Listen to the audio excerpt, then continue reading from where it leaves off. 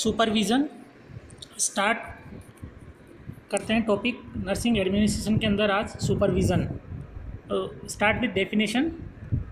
Supervision is a process of an act of seeing carried out for achieving certain purposes. In nursing practice, it is a service device to improve patients' care by promoting, stimulating, and fostering personal growth and welfare. It strives to ensure good nursing care through provision of a well-prepared, alert, progressive, and dynamic staff. Supervision should be carried out according to carefully designed and approved personal policies in the workplace. Next, purposes of supervision. The purpose of supervision is to help the person to grow, to become aware of themselves and their needs, to provide most efficient services, and to give them assistance in acquiring knowledge and techniques necessary for staff development. So there are purposes. First purpose is ensuring that subordinates' performance is up to mark. Second, ensuring whether the preset objectives of the organization are met through their performance. Third, promoting motivation and morale among all the nursing staff. Fourth, promoting teamwork as nursing care. Fifth, bridging up the gap between the workers' personal and organizational goals. Methods of supervision. There are mainly two methods of supervision. First is direct method, second is indirect method. So first is direct method. Then what is direct method? Direct observation means frequent and concurrent observation of the employees during their performance. Direct observations in lively situations enable to assess the workers under span of supervision of the supervisor. It helps to assess the skill and expertise in the field, style of functioning, application of principles of theory into practice, knowledge in the particular area. This is direct method of supervision. And next is indirect method. Indirect method includes reviewing the personal records of the employee. So these are the two methods of supervision. First is direct method and second is indirect method. Now the principles of supervision. The first principle of supervision is supervision strives to make a good learning situation. Second, supervision of staff is different from students. Third, supervision is a well-planned procedure. Fourth, supervision aims at fostering the capability of each staff member. Fifth, supervision focuses on accomplishing objectives. Sixth, supervision is a continuous and dynamic process. These are the principles of supervision.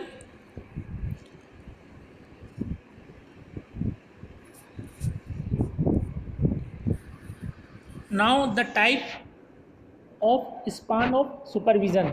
There are two types of span of supervision. First is wider and second is narrow. The first is wider span of supervision. In this type of span, the supervisor controls and guides the activities of the subordinates directly under his control.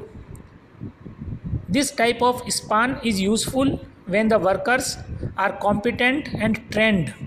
The control mechanism through standards is followed and the total number of workers is not very large. This type reduces the cost of supervision. The second is narrow span of supervision. In this type of span, there are various levels and many supervisors are required to perform the job of guidance and control for different activities. This type increases the efficiency as well as the cost of supervision. This type of span is helpful at higher levels of management where all the other activities of planning, organizing, directing, and controlling are also to be performed. So there are two type of span of supervision. First is wider and second is narrow.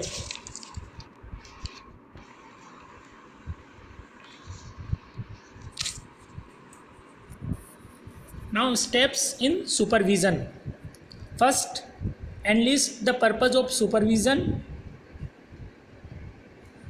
Enlist the purposes of supervision as a supervisor.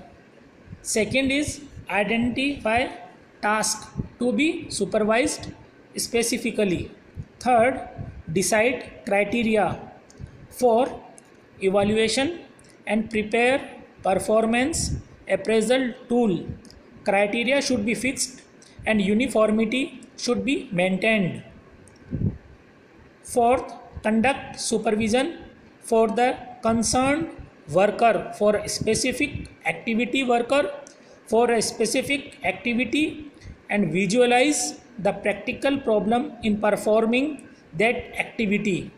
Fifth and last, following the supervision, feel the performer and evaluate it thoroughly. So these are the steps of supervision. Now we discuss about the tools of supervision. Performance checklist in case of nursing practice. Appraisal is highly effective. It is an objective tool which helps in making supervision comprehensive. It furnishes a written document for supervision performed. Now we will discuss about the factors which are affecting the supervision. There are few factors which are affect the supervision. These factors are: first is capacity and ability of the supervisor to supervise. Second, competence and training of the subordinates. Third, nature of the work. Fourth, control mechanism. Fifth, extent of delegation. Sixth, degree of decentralization. Seventh, need for balance in the organization. Eighth, quality of planning. Ninth, environment, time and duration for supervision. So there are factors which are affecting the supervision. Next is tips for a nurse to be a good supervisor. There are few tips which I discuss. So a nurse should keep these tips when they are going for supervision. The first is a good supervisor must have enough knowledge and skills to handle the patients where supervision has to be done. Second, a good supervisor keeps on updating her or his knowledge and upgrade skills through in-service education program and continuing education program. Third, a good supervisor is honest, confident and non-partial to staff during supervision. Fourth, a good supervisor should be involved in research activities actively or motivate the staff to do researches to develop evidence-based practices in order to improve quality care. Fifth, a good supervisor must be aware of hospital policies, procedures, working strategies and must have a standardized set format for supervision. Sixth, a good supervisor is a keen observer and keeps a close check on functioning of the staff. Seventh, a good supervisor appreciate good work done by staff and reprimands the staff for any mistake according to hospital policy. Eighth, a good supervisor participates in providing care whenever required to teach them whenever they are lacking. Ninth, a good supervisor incorporates team spirit among staff. 10th, a good supervisor is himself or herself enthusiastic for work and dynamic leader. This is the topic we were discussed today is supervision. So you should study this topic at home, and my this class will be helpful to you. Thank you very much.